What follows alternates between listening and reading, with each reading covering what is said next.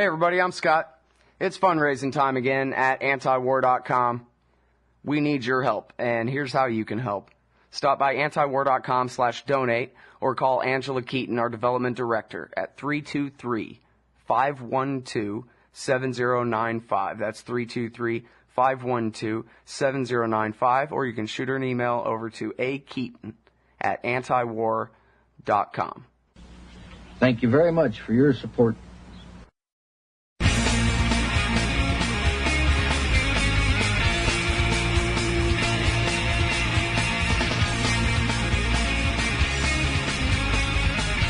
All right, y'all, welcome back to the show. It's Anti-War Radio, which, by my powers of deduction, I think, leaves me with no other conclusion than I'm your host, Scott Horton. I'm happy to welcome back to the show my friend Will Grigg. He keeps the blog Pro Libertate at freedominourtime.blogspot.com. Boy, doesn't that sound nice? Freedom in our time. Welcome back to the show, Will. Scott, thanks so much for having me on again. It's always a pleasure to be with you. Well, I'm really happy to have you here, as always. So, have the cops killed anybody in America lately? What time is it this morning? It's 10:34 a.m. where I'm sitting in the Mountain Time Zone, so I'd assume that by now at least somebody has succumbed to the lethal ministrations of our paladins of public order. That's just is the way things go.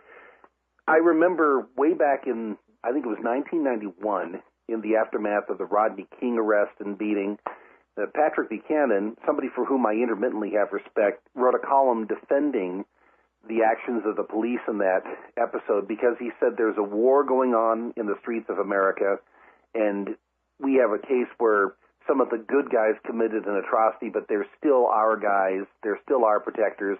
We still have to take the side of the police in spite of the fact that things like this simply happen.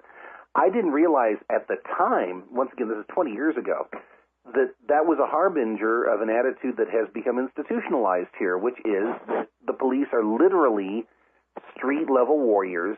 They're soldiers in exactly the same sense that people deployed under arms abroad by the government could be considered soldiers, and that the rules of engagement have to reflect that they're in a 360-degree combat environment, which means that those of us who are not wearing government-issued costumes and find ourselves on the receiving end of their attentions have to be considered potential enemies, that they're involved in something akin to counterinsurgency warfare here domestically. I didn't realize that that was no longer a metaphor. I didn't realize that even 20 years ago, this was something that was becoming entrenched by way of an apology for the actions of the police. But we've reached a point now where there is no remaining ambiguity. We have, if you take a look at the powers that are exercised by the government and the way that their enforcement agents behave, we have a universal battlefield. And those of us who are in an encounter with somebody who's nominally a local law enforcement officer have to consider ourselves to be potential KIAs, because that is the mindset these people have been indoctrinated with. All right, well, and for people who don't know Will Grigg, this guy's no hippie. No. And Will, back when you were with the Birch Society, you used to, I think you were certainly part of the campaign, if you weren't the one running it, that was called Support Our Local Police, which was mostly about, you know, if we can have democratic control, little d, Jeffersonian, democratic control over our local sheriff's department, maybe we won't, quote unquote, need a bunch of federal intervention in our local communities, militarizing our cops and turning them into these soldiers that you're talking about. We want to support our local security force. At least we get to vote for them and stuff, right? And yet, now look at you, Will. What's happened? What's happened is I came to understand, somewhat tardily, I guess I was rather slow on the uptake, maybe about 10 years ago or so, that we no longer have local police, that we have a situation in which the federal government has essentially centralized, nationalized law enforcement, primarily through the war on drugs, which is the main conduit through which the Pentagon is arming and equipping and training tactical units and SWAT units, but also people who are simply involved in quotidian, routine law enforcement.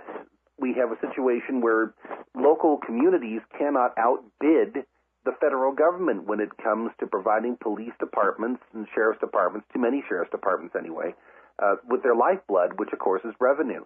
And one of the things that's happening right now as the depression takes hold and revenue streams constrict and dry up is that we're seeing sort of an ambivalence here develop. On the one hand, there are instances where police departments are simply being shut down, and they're going out of business because you no longer have the ability of the local village or town or county to support a police department or sheriff's office, on the one hand. And on the other hand, you have some police agencies drawing ever nearer to the federal government in search of a bailout, in search of revenue. And one of the big things that happened in the stimulus package, so-called, was that there were several $1 billion that were set aside to keep law enforcement up and running and in the toys that they've become inured to. And I think that what's happening is that in some areas of this country, you're going to have police departments go out of business and sheriff's departments take over the affairs of law enforcement, which actually is more closer to the common law standard where the sheriff is supposed to be in charge of protecting life, liberty, and property, as opposed to enforcing laws that are handed down by decree. That's a hopeful trend, albeit somewhat geographically limited. And on the other hand, you've got a number of other police departments that are becoming more aggressive, more militarized, and more overtly a band of robbers and thieves using asset forfeiture and other means simply to steal what they can't get by way of taxation. That's what's been going on in Detroit, which, of course, is an economic moonscape. You have a modest uptick in violent crime over the last 5 or 6 years, but asset forfeiture rates have gone through the roof. Well, you just have police departments acting as bummers, as robber bands, like the Condottieri at the end of the 30 Years' War in Europe back in the 1700s, or 17th century, rather. You know, it seems like you really got it right with the change that took hold or something. I mean, it would have been, I don't know. I guess I idealized the 80s just because I was a happy little kid in the 80s or whatever, and I didn't really know. I wasn't paying attention when the Philadelphia police bombed the Move House because I never heard of it, because in 1986 I was 10, you know, or 85 I was 9, you know. But it seems like, I don't know, in 1982 or something, way back in the olden days, it seems like if the cops just outright went around stealing people's land for the purpose of stealing their land and then calling it a pot seat on the carpet or whatever to the judge later, wouldn't that have been scandalous at some point back in American history, that people would have just said, no, man, what is this? Cops just going around with guns, stealing property so that they can buy new machine guns with it and destroying the lives of innocent people. And this happens around us all day, every day. Nobody even cares. I mean, civil forfeiture, I don't even talk about that on this show because it was one of the things that made me hate the government so much 16, 18 years ago. I'm so over it. It seems like everybody would have been, you know? I know. I think that what happened is that starting in the mid-'70s, and I blame Nixon for this, quite frankly, because Nixon, for cynical political reasons, created the so-called war on drugs. Granted, the federal government has been involved in prohibitionist efforts of one sort or another for over a century, but it was really Nixon, and Pat Buchanan, unfortunately, probably played no small role in these calculations, who decided that by way of finding a wedge issue that would sort of drive the two elements of the Democratic coalition apart, you had sort of what we now call the neocon element, who were the supposedly respectable professional liberals in the Democratic Party, and then you had the countercultural anti-war element, with which, quite frankly, I'm much more sympathetic, and I was more sympathetic at the time, ironically enough. And in order to drive a wedge between those two elements of the Democratic Party, Richard Nixon declared war on drugs. And to that end, he ended up diverting a lot of funding from the federal government to nominally local law enforcement agencies in some of the major cities, and creating this rhetorical trope about the police being the street soldiers protecting our rights against the forces of disorder. And that was about the time that you had real change in some of the propaganda being put out by Hollywood as well. You have things like The Blue Knight, both Wambaugh's novel and the television series starring the unfortunate George Kennedy, talking about the idea of punishing contempt of cop. I mean, that's something that entered the vocabulary in the mid-'70s, and now it's pretty much their chief preoccupation. You know, Will, I saw a thing on TV about the cops themselves talking about how Dirty Harry and the French Connection completely changed the American people's view of cops. Now, hold it right there. We'll be right back with Will Grigg after this, y'all. Scrooging Hackman. What's up next? Visit the Liberty Radio Network program guide to find out at shows.lrn.fm. That's shows.lrn.fm. I'm not a cool guy anymore. It's about every word before. I took a look at all the signs. They rolled it over All right, Joe. Kill that volume fast. All right, yeah, it's Chaos. No, yeah, it is. It's Chaos Radio, and it's the Liberty Radio Network, LRN.FM, antiwar.com/radio. Talking with my pal Will Grigg, and I was condemning Gene Hackman because as we were going out to break there, because I saw this thing on the Discovery Channel or something where, and of course none of these people have any shame whatsoever, so it's just amazing to sit and hear them talk. And it was about how really all in the history of American media, I guess you had Joe Friday and whatever, but for the most part, the police were always portrayed at best as a bunch of Three Stooges type clowns, Keystone cops, and at worst they were just thugs the same as Al Capone, and it was always the anti-hero that was the hero in American film, really up until the 70s. And then came out The French Connection and Dirty Harry, and both of these set the standard, that Kiefer Sutherland standard, that cops have to commit felonies all day in order to keep you safe. The law is for them to apply to you, and thank God it doesn't apply to them. And it worked, Will, it worked. And the entire country's attitude about cops changed. And the cops learned from this. And the unions, they went and organized. They made friends in Hollywood. They worked so hard to put out Law and Order. It'll be in syndication forever. Here's both sides of the criminal justice system, the cops and the prosecutors' point of view. Exactly. And yeah, we're doomed. It runs like from this. A to B, the spectrum of acceptable depiction exactly. of the government's law enforcement apparatus. You have the perspective of the cops and the perspective of the prosecutors, and you almost never, in any of these police procedurals, have an example of somebody who is completely innocent being railroaded by the system into a huge and metastasizing domestic gulag of millions of people in prison, in jails, on probation, or on parole. You never have the idea that there's something innately wrong with the system. You have incidental episodes of corruption where somebody who's a police officer has fallen from grace because he has shaved the law in a way that benefits him personally. So you can have acceptable depictions of individual-specific corruption, but you don't have a sense that there's systemic corruption. You don't have a sense that there's something severely wrong with the system that's not devoted solely and exclusively to the protection of person and property, but rather is a self-generating, self-perpetuating engine of misery, which is what the system has become. Indeed, that's probably what the system was intended to become, at least to some extent. But when you talk about these radical changes in the way the police were depicted in the 70s, particularly, that's another really good example of how it's a lie to assume that Hollywood is anti-government, anti-law and order, anti-law enforcement systemically. Granted, there are some people in Hollywood that meet that depiction, but law enforcement is a government function. Statists are going to be extolling the supposed virtues of government coercion.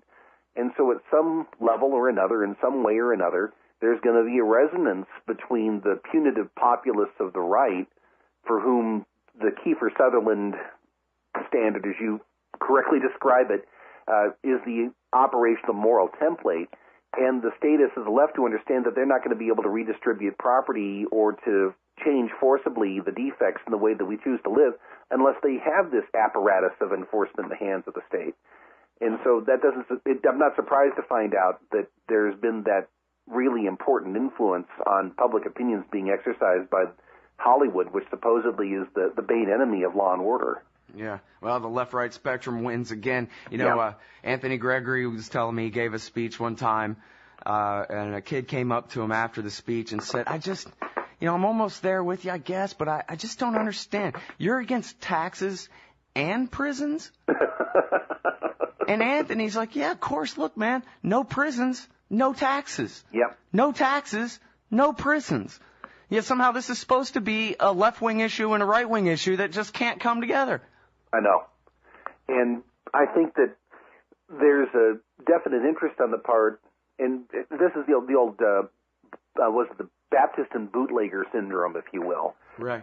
Strangely enough, I think a really good popular depiction of that was in the 1987 version of the movie Dragnet. I don't know if you remember the Dan Aykroyd vehicle with Tom Hanks. Yeah, I do. How the Pat Robertson figure and the Hugh Hefner figure were covertly collaborating with each other. The guys who were running Pagan, People Against Goodness and Normalcy, were getting payoffs from the creepy, skeevy religious right organizer, and they were collaborating with each other in order to build their little dystopia. And actually, I saw that at the time, and I thought, I wonder if there's any truth to this.